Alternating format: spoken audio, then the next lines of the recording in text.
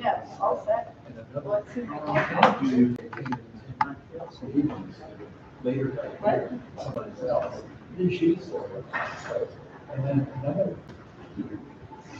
none of those children. All right, we're live here. Cool.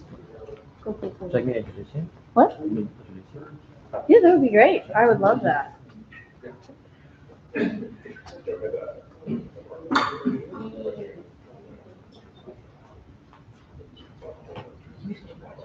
What? It's been like 5 years. Have they? I think so, yeah. Right? I don't know. We should we should check. All right, good evening, everybody. I'm very pleased to present Dr. St. Clair. She's one of our founding members of our laboratory who really helped us get going in terms of the core research that we are up to now. She's doing some really exciting work, both in pure research, I would say basic research, and then applied innovation in terms of startup and all that kind of fun stuff. So we're very happy to have her back home here in the lab. And so without further ado, please take it away. Thank you. Thank you. Thanks, guys. Okay. I'm Dr. Rachel St. Clair. Really happy to be here. This is the first time I'm giving this particular talk. I'm hoping it'll be a series of lectures after this. So bear with me on the first one here. We're going to be discussing how to make AI better and how we at Servermind, the founder of the company Servermind, have started to make AI better. So if I can figure out my little buttons here, just struggling. Oh, got it. Okay. So on our journey tonight, we're going to cover quite a bit of old science to motivate how we arrived at the Servermind approach, which is our new approach for AI. We'll first discuss what that new approach is. Then we'll talk about why and what needed to be fixed in AI and what we fixed. And in order for this to happen, to get some intuition of why we've done this and taken this approach, why this works at all, we're going to need to relate some concepts like entropy and information to quantum mechanics, because that's where this originated from. And in doing that, we're going to discuss how abstraction of information processes can lead to better geometries in AI, which actually do more efficient computing. And this is a huge paradigm shift for the way in which we compute AI, and I'm hoping to give you an insight into how this came about. So, okay, good. So at Serva, what we do is we make AI easier, we make it cheaper, but we make it smarter. We did this by creating a universal standard for AI data and AI models. And in that standard, the reason we wanted this standard is because we can compute in a compressed format, which is wildly efficient. The math we use, and I'm just going to say this, it's going to sound crazy, is a universal general feature vector from a holographic lossless compression algorithm that our team has designed. That design took many years to put together because we had to build a new algebraic structure. The reason we needed this new algebra, right, is because we needed to be able to transmute the existing topology of AI models into an equivalent geometric space that our new universal vector sits in. So there's two parts to our solution. There's a part that creates general feature vectors that deals with the data. And there's a part that uses the existing models to be able to work in this compressed format. So we call this computing in the compressed state. And it's very similar to how quantum mechanics describes superposition.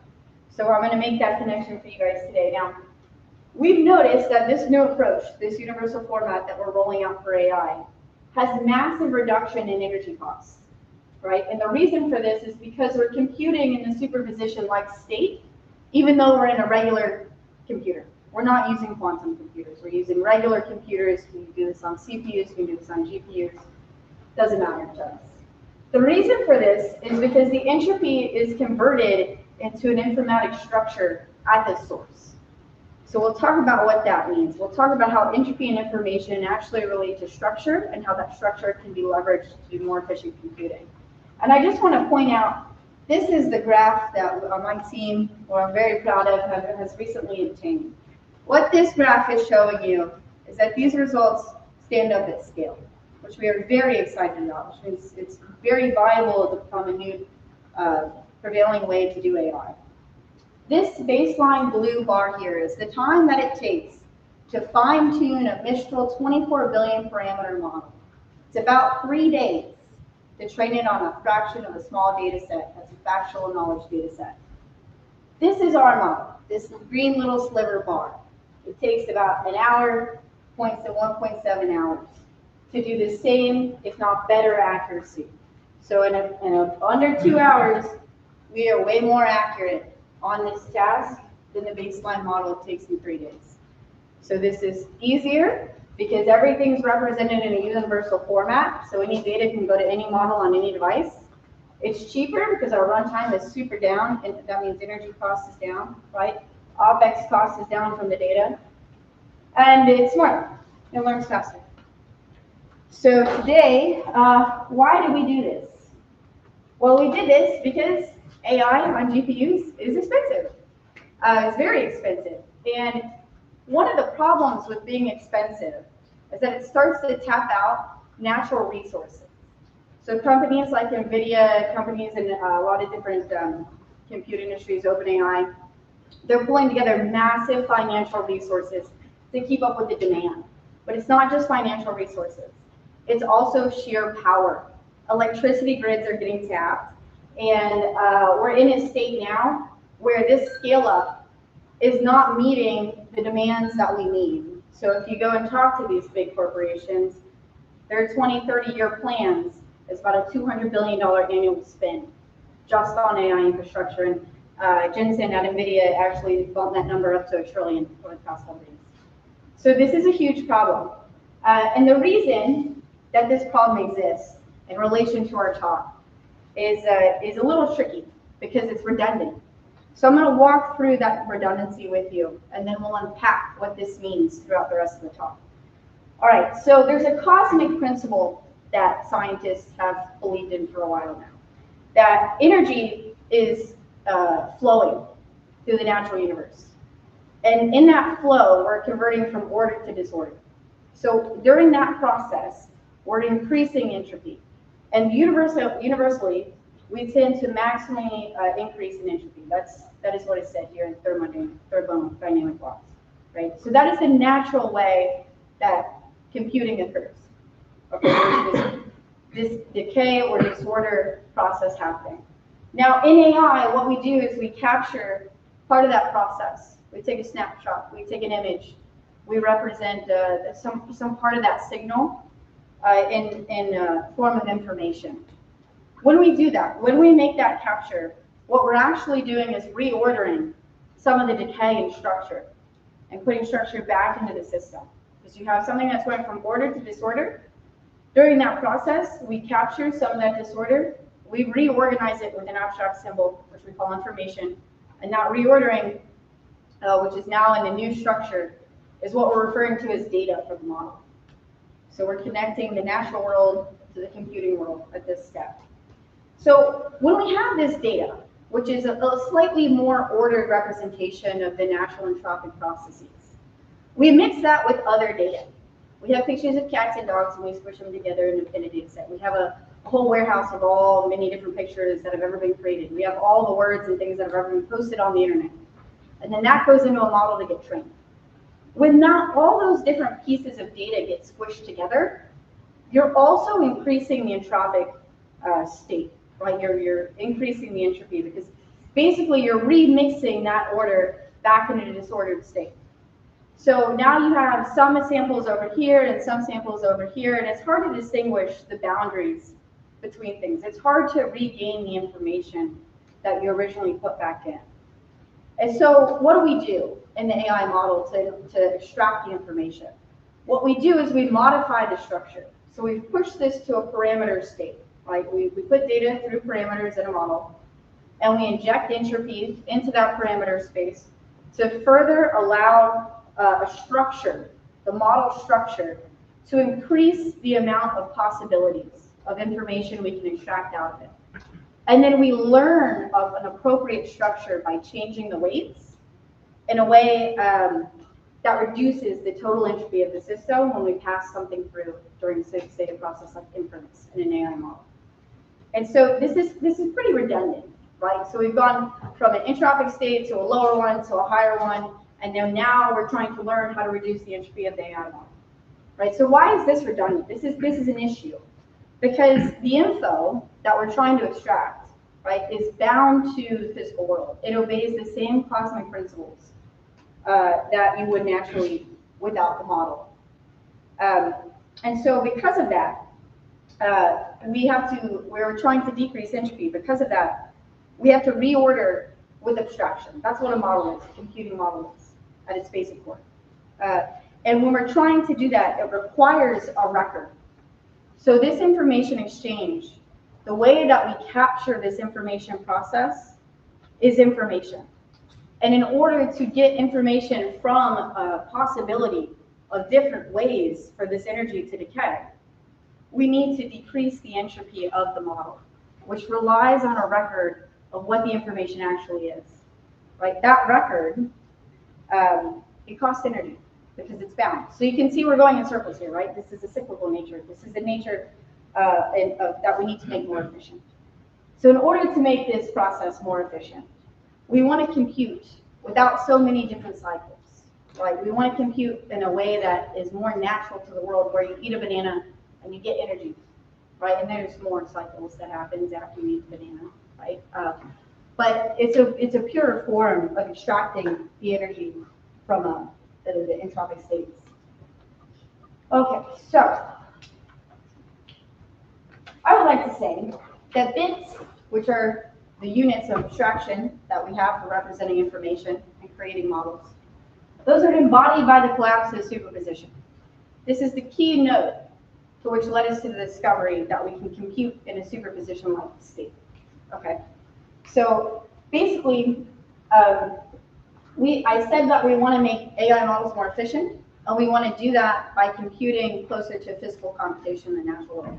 What I mean by physical computation is that there's a natural process of energy, of stuff moving. Stuff moves in the universe. Like there's stuff. There's little particles, it's stuff. It moves. When it moves, there's a flow of energy. We get that from light, right? So there's this natural movement of this force, which they used to call light force. And the key part about energy is that it changes form. Never gets created or destroyed, they say. Like that remains to be challenged, but different talk. So what we're doing here is we're saying, okay, we know that there's this natural process of energy who's moving to a more disorganized state. And that movement has energy flow in it that we can tap into and harness, just like in heat engines.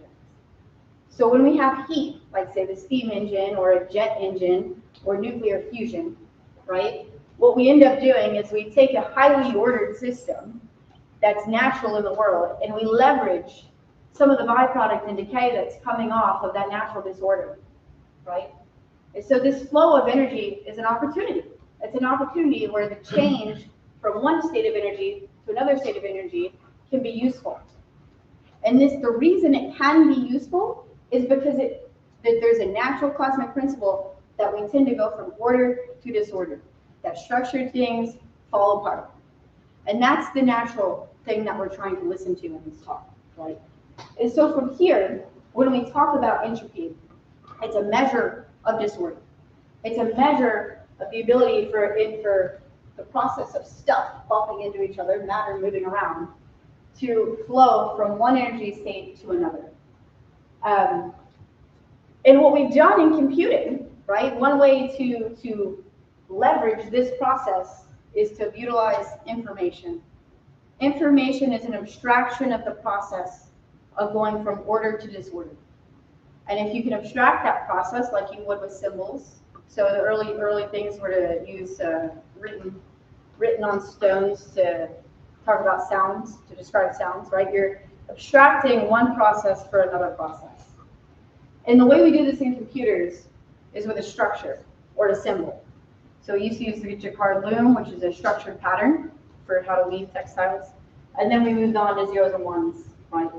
And these things rely, again, on a record. And we'll talk about Maxwell's theme, and it'll make a lot more sense later. But we have instructions and we have data. The instructions and data are both part of this process. Of trying to represent the natural flow of order to disorder. So when we talk about entropy, entropy has the ability to create complexity in the universe. Right? So as things start to decay, it gets siphoned off into a new state. Energy changes forms. And if you siphon that off again during that, right, you get another new state. And this is a cyclical process. It's always changing. This gives rise to complexity. The links between these different siphons, right, this is where the information is. And if we can harness these links where we can go from this energy decay process to this other decay process, we can harness that transfer. We can make those jumps. That's innovation, right? And so in AI, we've kind of gone through this a little bit, but what we do is we inject disorder directly into it. It's a stochastic process in AI models. We add randomness to the model so that it has a larger set of possibilities in the ways in which things can unfold. We increase the uncertainty, because if we increase uncertainty, we increase information, right? And so we take disordered signals and we order them into data, and then we add disorder only to decrease the entropy. That's what we're doing in AI models. Why do we do that? That sounds like a lot of steps, right? So the reason we do that is because we've now created a model for which we can create an abstraction out of. That abstraction is the model, right? And that abstraction allows us to reorder and restructure, right? So this restructuring, reordering is what allows us to take information from this entropic state, pull it down, and then model it only to pull it down again, right? So, but this process itself is matter bound. It's matter bound. So what that means is that we can't exactly escape the cosmic principle. It costs energy to have these abstractions. It costs energy to make a new representation, right? So in AI, we use bits as a way of describing the info, right? This is representation. This is natural computing. If we store the possibilities of does this signal belong to cat or this signal belong to dog, right? Because we've blown it up in this more entropic space. If we store that possibility in structure, which is the blow up interparameter space, right? Then we can maximize the amount of information we can extract, because there's many different combinations we can make from that parameter space, right? So this is good, but it's very expensive because it has this redundant process in it. And we don't actually need to do that. So if we don't actually need to do that, we want to think about how the natural world does it. We want to think about a better process. We can go back to our original thoughts on that, where we talked about superposition. So in matter, little balls of stuff moving around and bumping into each other, they behave in a particular way. They sometimes behave like particles, and they sometimes behave like waves, but really they behave like both. And this is a famous double slit experiment from Richard Feynman. He has a really wonderful talk on YouTube if you're ever interested in listening to that. It's fantastic. But ideally, electrons, matter, when they move around, they arrive in one place or another. We can equate this to structure, right? So you either have a yes or a no. Is something in this position or not? That starts to build structure, right? That starts to build order. But the probability that this electron gets to this space, that you have, this cat in this bed, cat bed, right? That probability of arrival behaves more like a wave of information. And that's what we call information, right? So we have this relationship between the structure, the entropy, the amount of disorder, and information. And when you are in a superposed state, right, that means that your possibility of action, of how this system will decay or become more disordered, is maximized. You have maximum entropy in this state, right? That's the idea. So I like to think of, this isn't quite correct, but I like to think of this as being a waveform state, right? So if you think of If you think of things in the waveform state, they're all jumbled up together. It's not a 0 or a 1, it's a mixture of everything together. And when you observe the superposition, you collapse it, right? You're actually now getting into a discrete space. And that discrete space is structure. So what we really want out of our system, right? We want a system that is maximally entropic, because that preserves the amount of uncertainty, the amount of different possibilities that you can have in your system. The more possibilities you can have in your system, the more information you have a chance to extract from that system, right? But at the same time, we have to have a record of how to actually extract that information. And that is where we get in a difficult space. What we have found is, if we, in the natural world, the superposition is a compressed representation of information, because it's in this waveform state. And it's not a 0 or a 1. The 0 and the 1 is being represented in fewer parts. It's a 0 and a 1 at the same time. A 0 and a 1 is a single thing, versus a 0 or a 1, which are separate things. So in the superposition, it's compressed. It's a compressed state of information.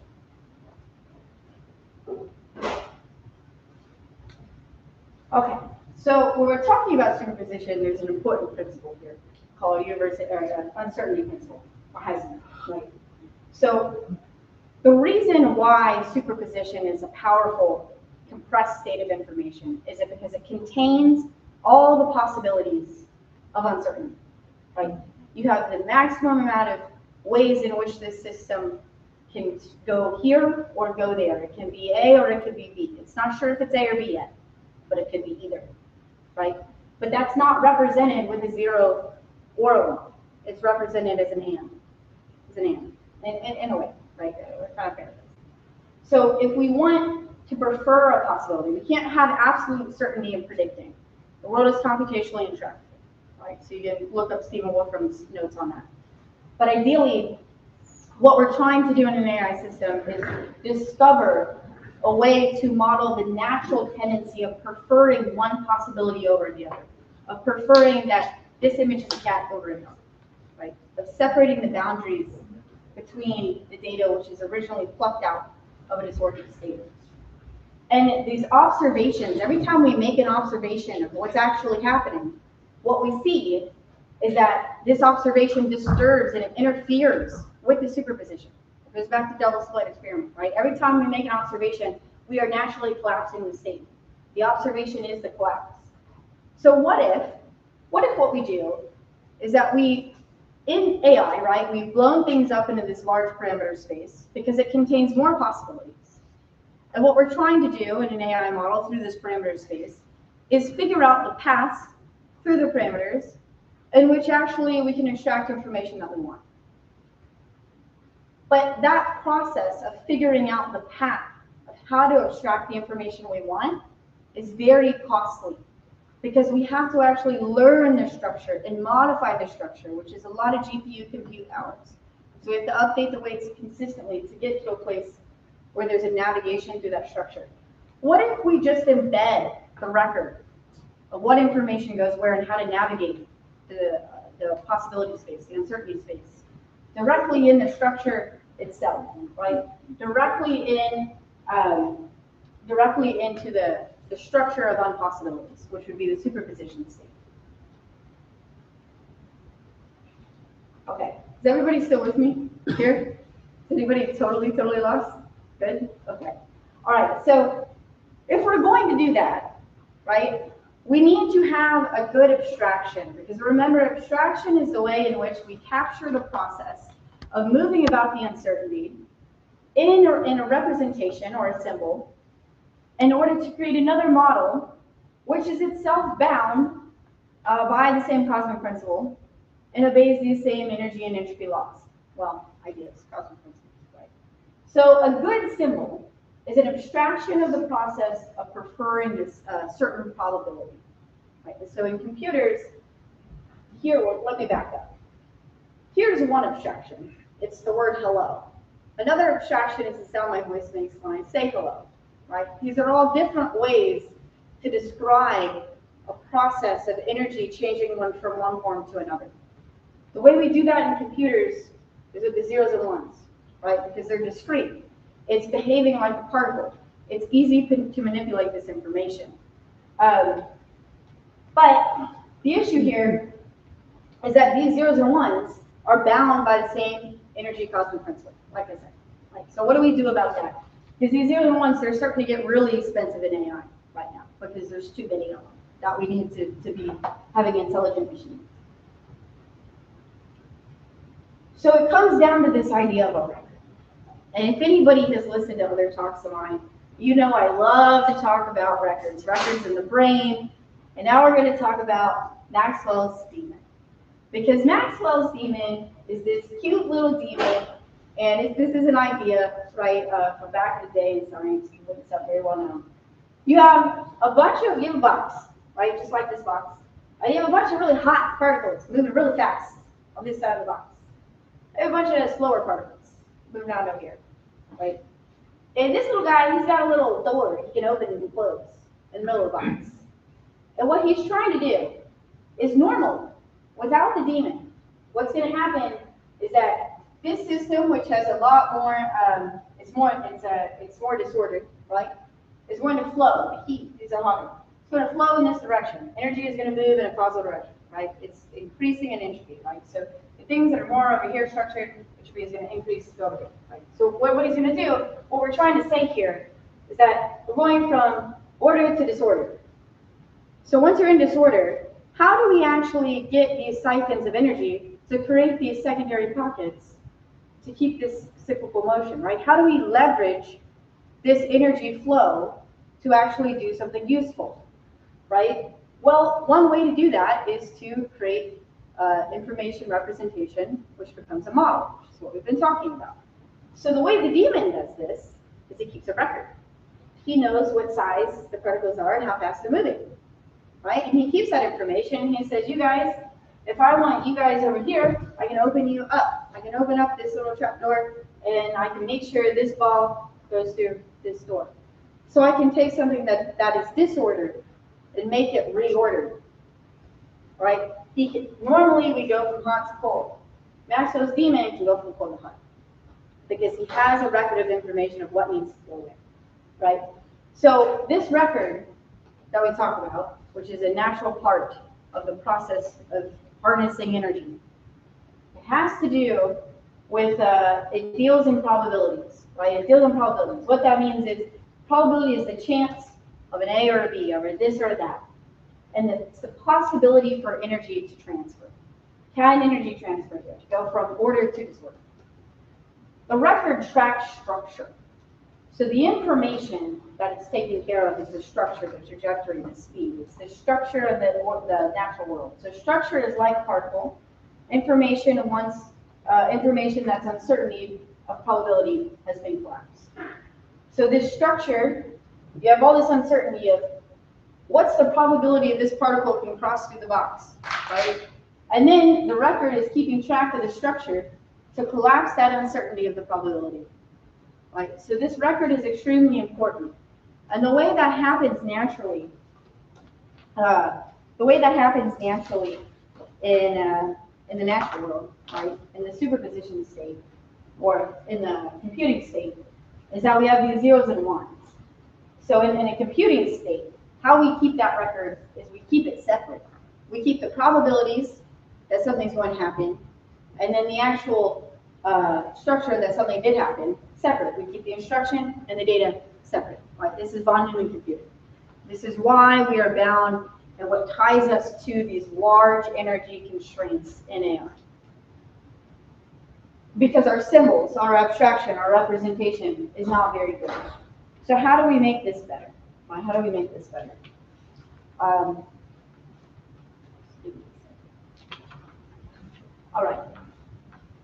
So we want to use geometry because, like I said, the natural order of superposition is just the state of where matter is and what it's doing at all times, which is computed in a 3D space. So it's the same thing in the human brain. The way the brain knows which neurons to update, whether to make a new synaptic connection or to remove one, is based on a record.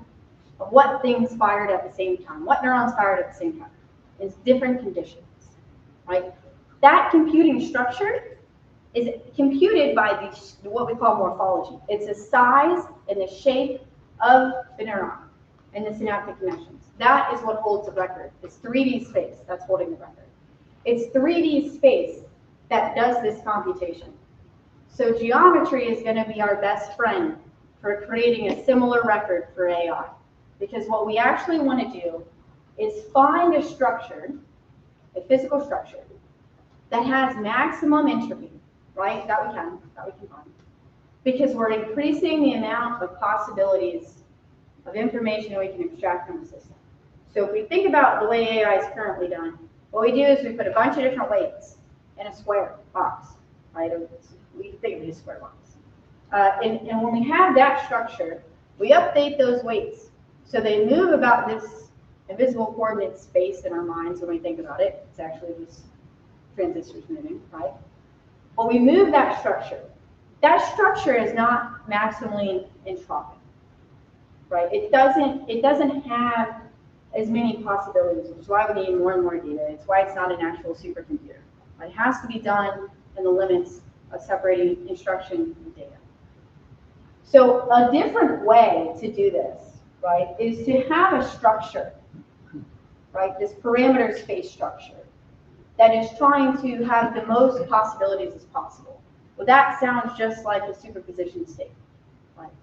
So why don't we just store our data, store our compute in this superposition-like state? How we do that is different, but that's what we should do, right? That makes sense.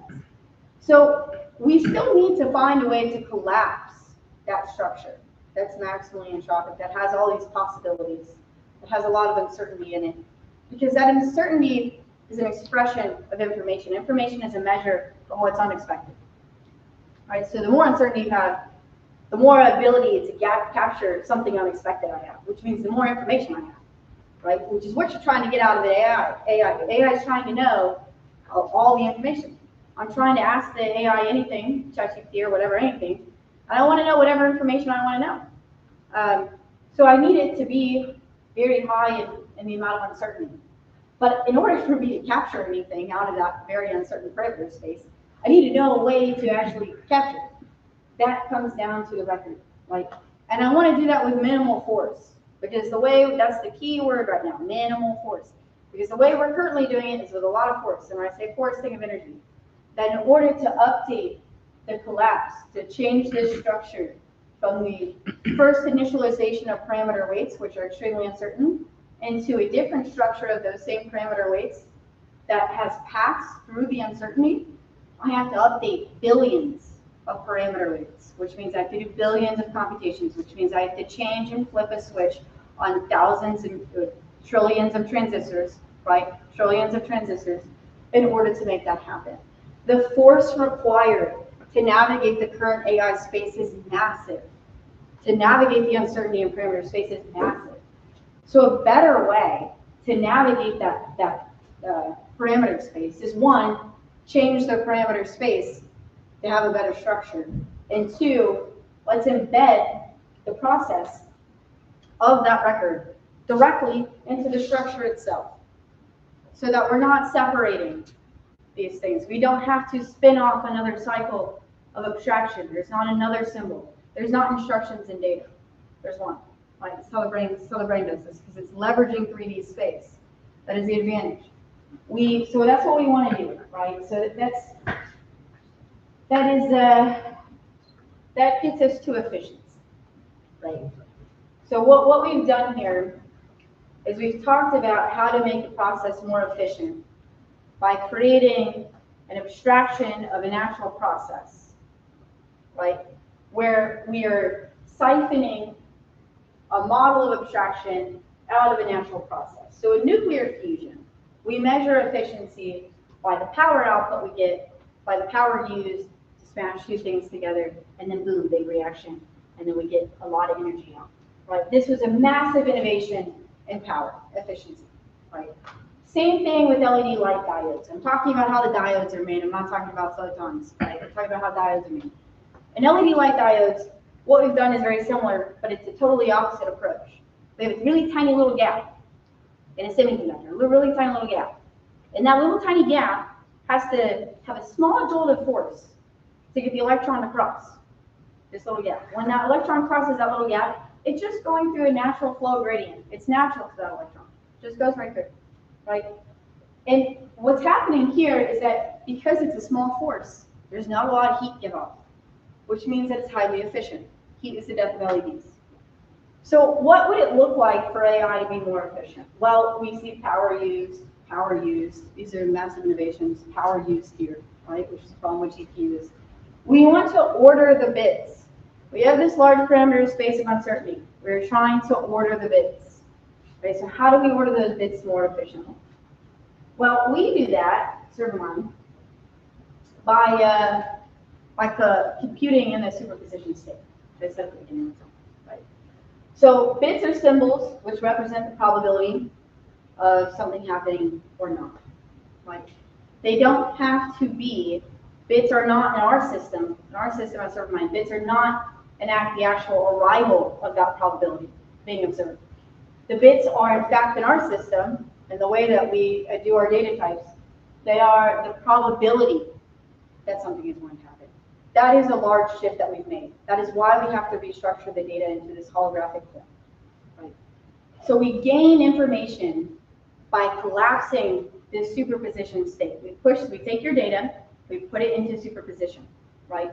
That means our zeros and ones are representing more than A or B. They're actually representing a field of possibilities, okay? So when we want to collapse that data, right? So we mix all this data together and it all goes into these big superpositions. We call those hypervectors, pentagonal and hypervectors. So we push things into superposition. When we want to get information out, when we want to collapse that uncertainty, that's where our geometry comes in for our models. Remember I said we transmute the topology of AI models, right? So we have to reorder, for that collapse to be effective, we need the reordering to act on the process by increasing the entropy.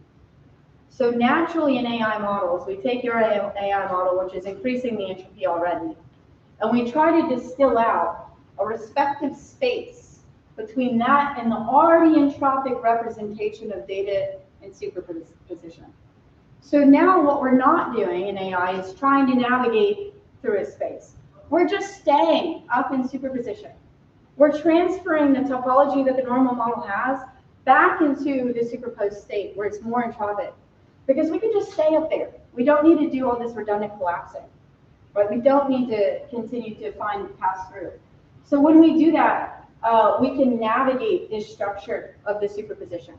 The way we navigate the structure of a superposition, it can be intuitive, hopefully, especially after this talk, just like reading a star chart.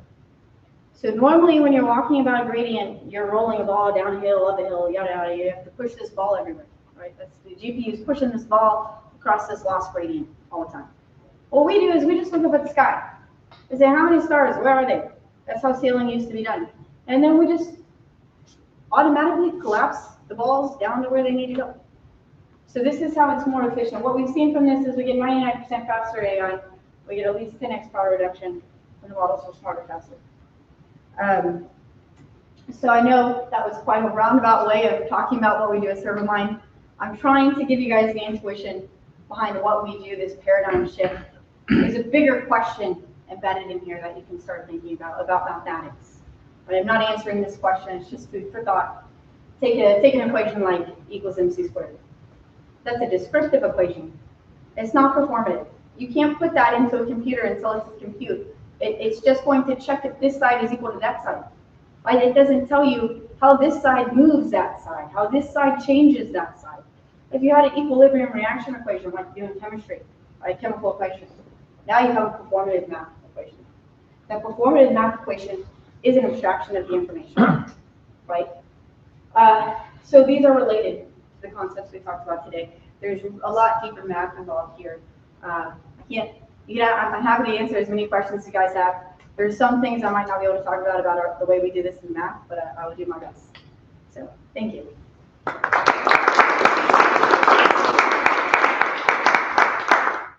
take some questions.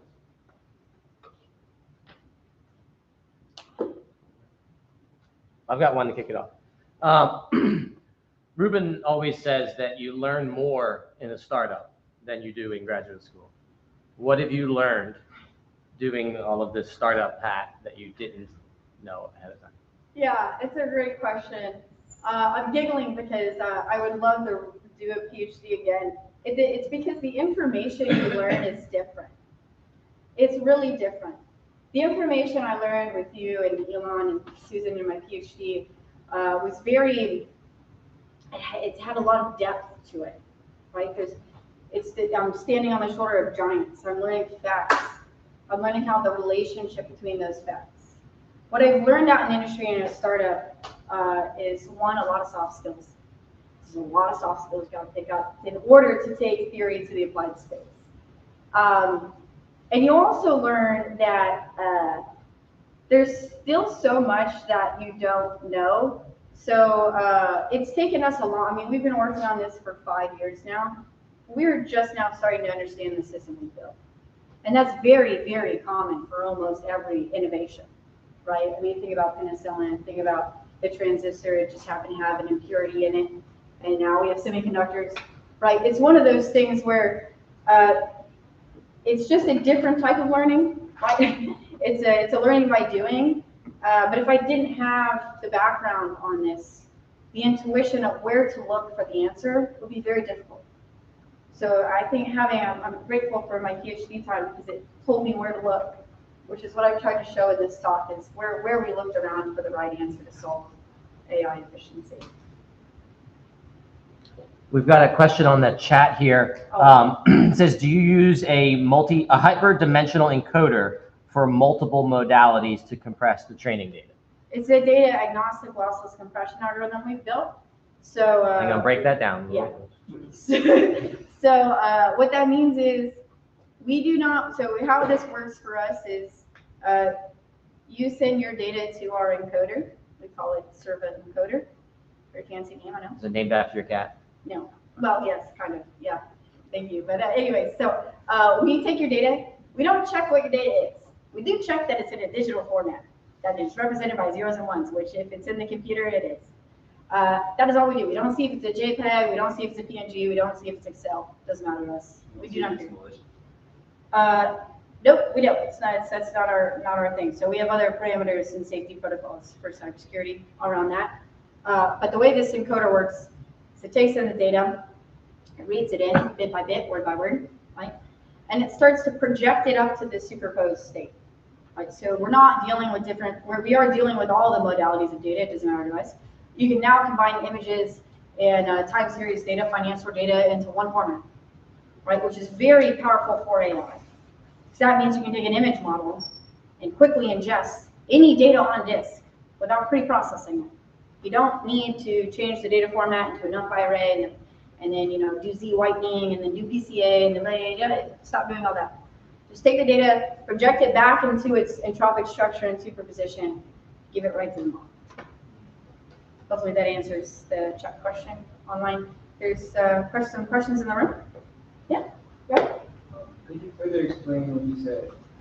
Can anybody hear me? Oh. Yes, we can. Can you see me? No. Is No. that Scott? Unfortunately, we can't Yes. see you. Hi, Scott. Hello. Come back. Fantastic talk. Thank you. Thank you very much. I have a number of comments. Go ahead, shoot. All right. Then we'll come back to your question. So what you've done for us, Rachel, is given us one side of the artificial intelligence, natural intelligence question. So I'd like to give you the second part, the natural intelligence part. Okay. The first part, your part, is, I would have to say, standard physics. You gave us the language of Maxwell's demons. You gave us the Jaynesian principle of maximum entropy, which has gained interest, of course. with people like Friston and so on. There is a real agreement here in the sense of collapsing the possible states to get at the real entity. So if you turn the whole thing around and you recognize what has been done in the physics of open, non-equilibrium systems, you realize that it's not actually the emergence of order from disorder. Sorry, your principle is, let me see, just hold on, is Can we see, Scott? between disorder and order. Turn off the screen share and then we'll be able to see the participants here. No. Let's just let me get this clear in my own mind. Say that again, Scott? I'm having trouble hearing you. Yeah, I'm sorry about this, because I'm not hearing you very well either. Mine's So, Where? Prigogine, for example, There we go. wrote books and Now we about prize and stuff for the principle of order from disorder. Right? We call that from being to becoming. This is exactly the opposite. You want to maximize the disorder, right? Well, in a way, we're trying to increase the amount of entropy. Yes. So, Are you yes. adding noise? Are you just adding noise to do that? No, we actually push the data back into a superposition-like state using hyperdimensional computing and some other stuff. That has its constraints. There is a saturation rate of which you can continue to increase the entropy before you decay the accuracy of the information. Basically, what this relies on, Scott, is that we're taking, I think in the normal way is that people take for granted that the capture device that data comes from has already removed some of the entropy of the original signal, right? Yes. And so Yeah. because of that information is it's kind of less noisy. So basically what we're doing is we're trying to take a signal and put it through a noisy channel. But we're doing that in a way that the information is also noisy. So the noise sort of cancels out if that gives you an intuition of how this process works. Yes. So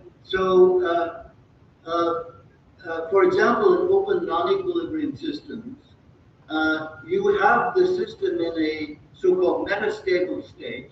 That is where it can explore all the possibilities. And the creation of information is actually the transition from a metastable to a stable state. That's what I call coordination dynamics, actually. Okay. Right? So the whole point of that is that we go beyond zeros and ones and we ask ourselves, what is actually the relevant information? Now I'm talking about natural systems, open biological, living, psychological systems. So the principles there seem to me to exactly parallel what you're doing, except in a way in the opposite direction. Interesting. You get me? I think so. So consider a system that's open to exchanges with its environment. Then in the state of becoming, it has all possibilities. Mm-hmm. So I call that metastable. I don't actually use the word state at all. These are just tendencies. There are predispositions. There are what Heisenberg would have called potentia. You see, the system's in some potential possible.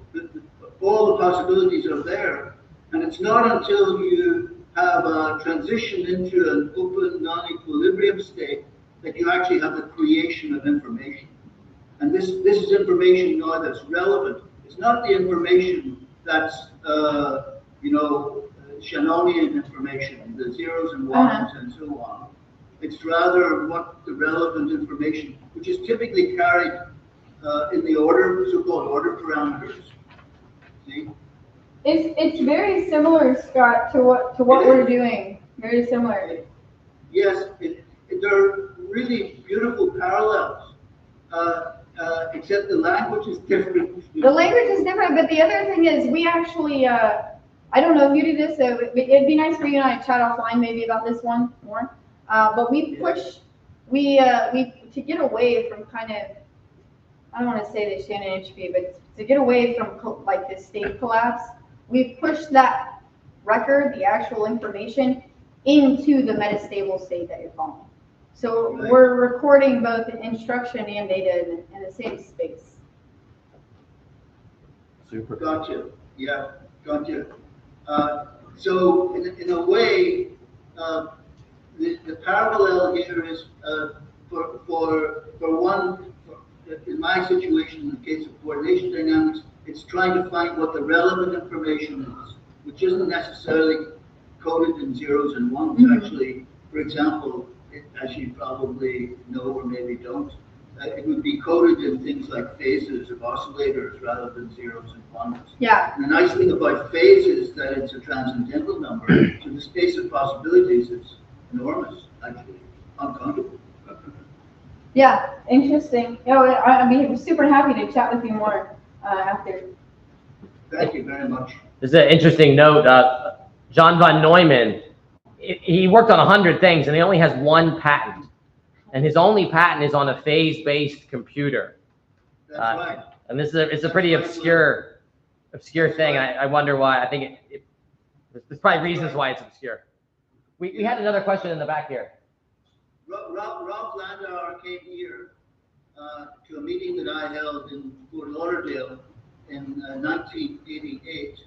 And that's what he did in his after-dinner speech. He told us about von Neumann's only patent, which was actually, instead of the 0-1s business, the standard information theoretic, Shannonian information theoretic, he said that von Neumann actually had a patent for a forced nonlinear oscillator picture of computation. Super interesting stuff. There was a question here in the back. Yeah, you said that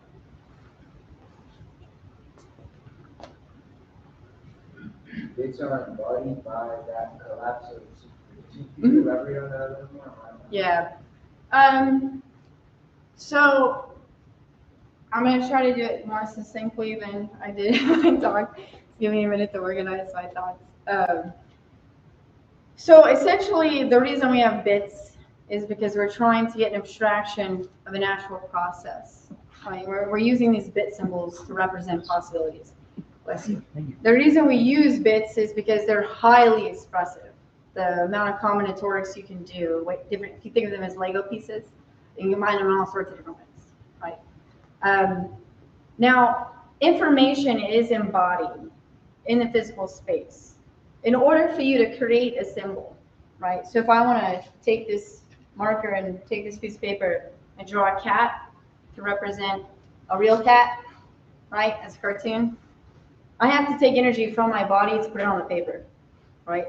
That new symbol also is made up of molecules and atoms, which are eventually going to degrade and break down. So the information itself, the bits that we're using in computing for information, are bound still to the energy cosmic principle of decay. That entropy is going to increase, right? And before they're decaying, they're in this superposed state. Before we observe anything, it's in the superposed state, right? So it's just a possibility of how it's going to decay. That's how we can think about superposition. So when we observe these bits, right, that we are really collapsing the state. So there's a natural structure that should fall out of a superposition-like structure, which is what we have captured in our system. Does that help answer your question? I think we have some questions. Sorry you're going late. Can you speak up, please? Sorry you're going late. No problem. I'm curious because I'm asking them all, is it kind of like a supercharged gradient descent when they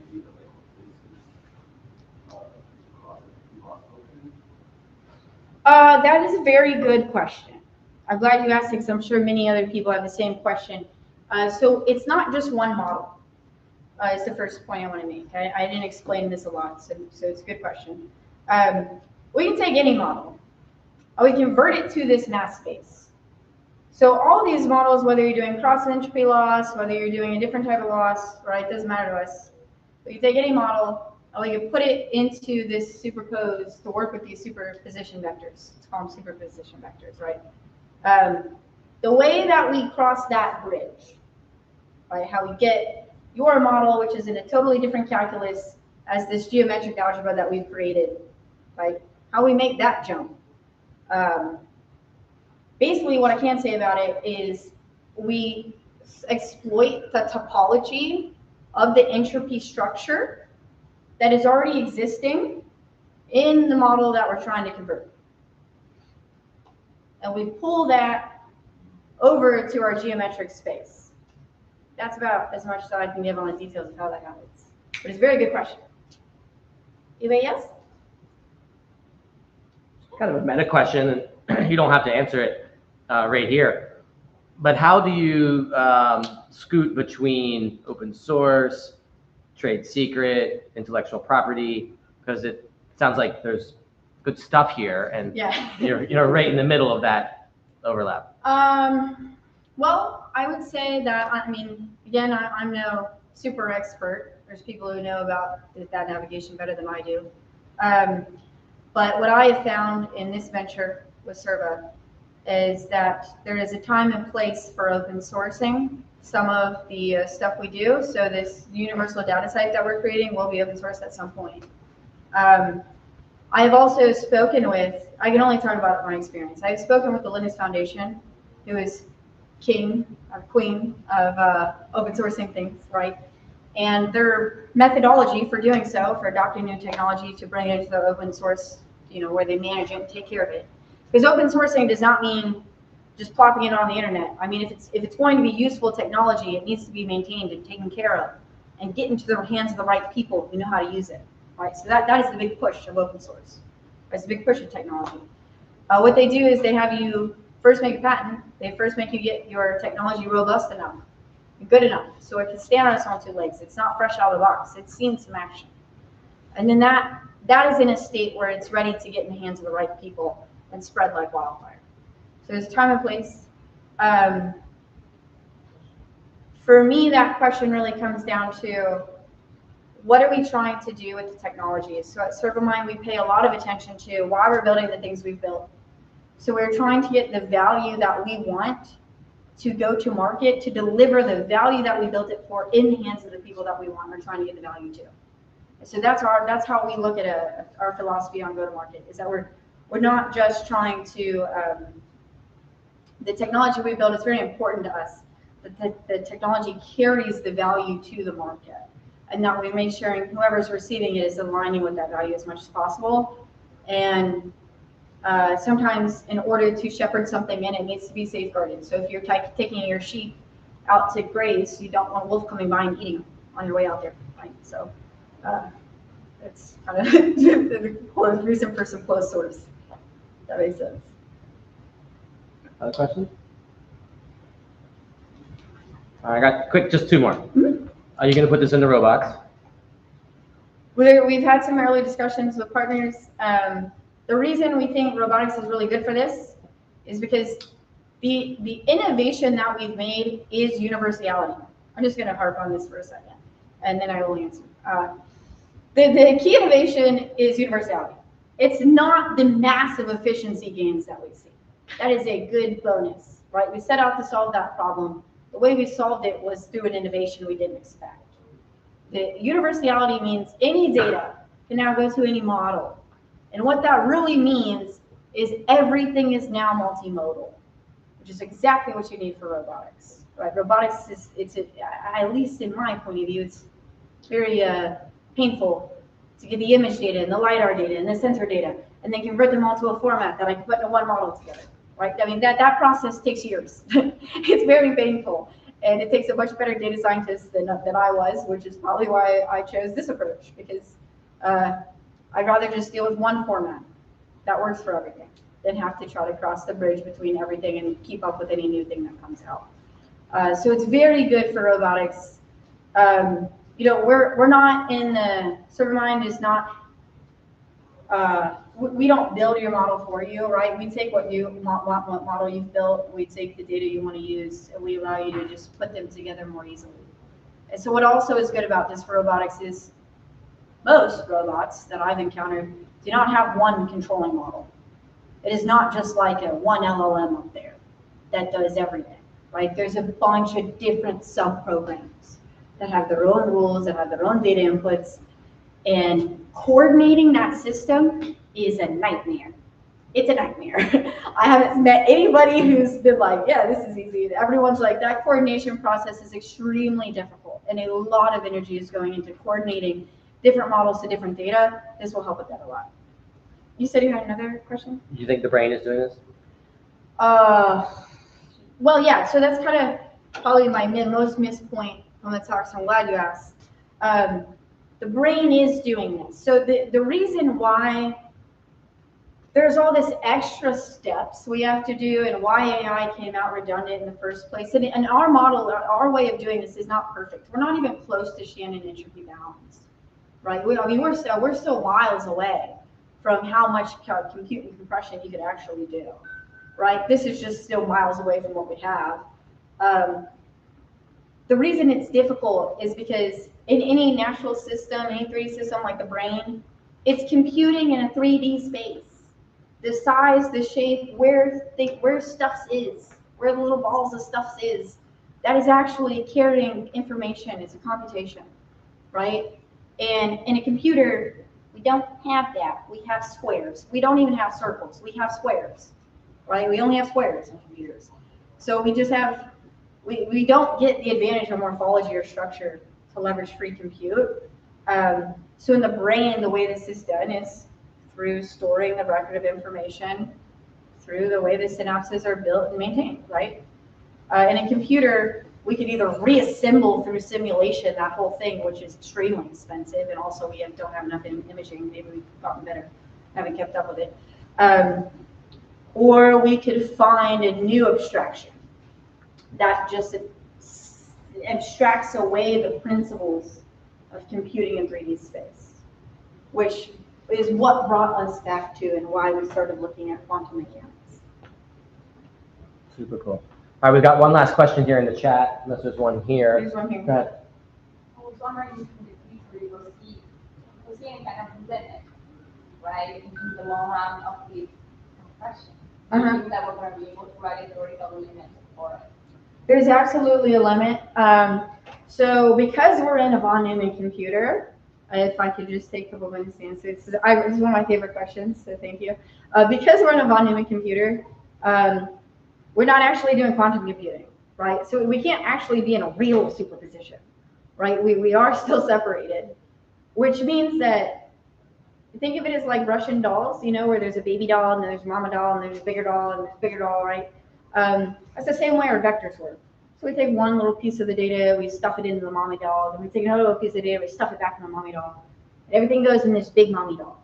That mommy doll can only be so big, right? Because we're constrained by an actual physical hardware architecture von Neumann computer. So there is a limit. And it's close, from our early calculations, it's close to Shannon entropy bounds, depending on the device. There's a lot of nuances there that we have to work out. So there's a lot more research to fully answer. Yeah. Is there a question in the chat? There was one more from Scott, and he says, can you say a bit more about reordering the bits? Reordering the bits. So what context?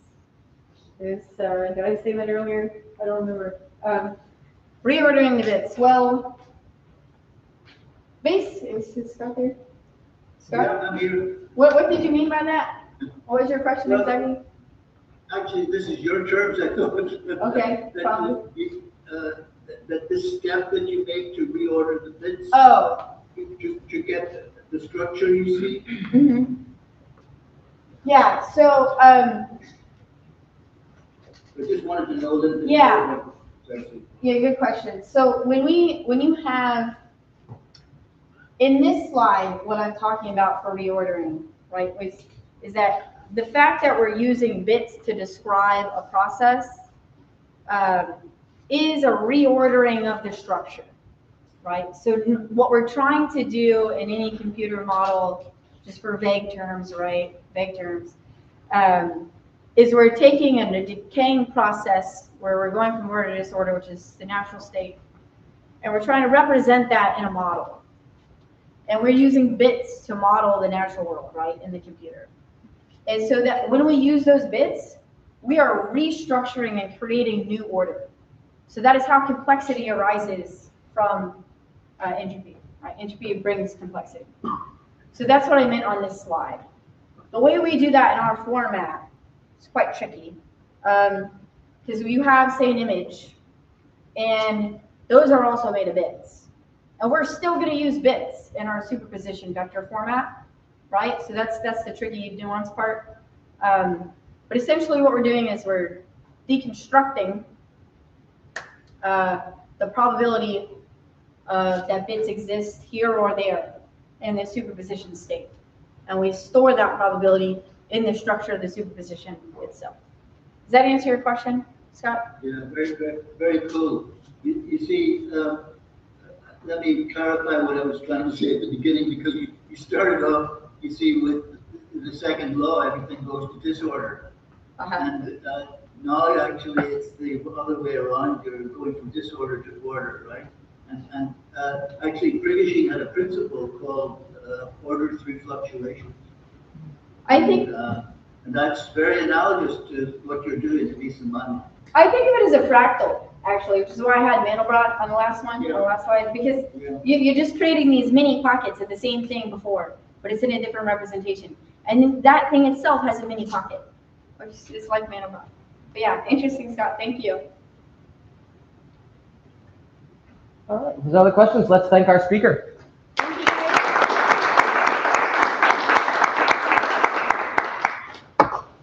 Thank you, Rachel. Fascinating talk. I'm sure there'll be lots of questions offline. Thank you.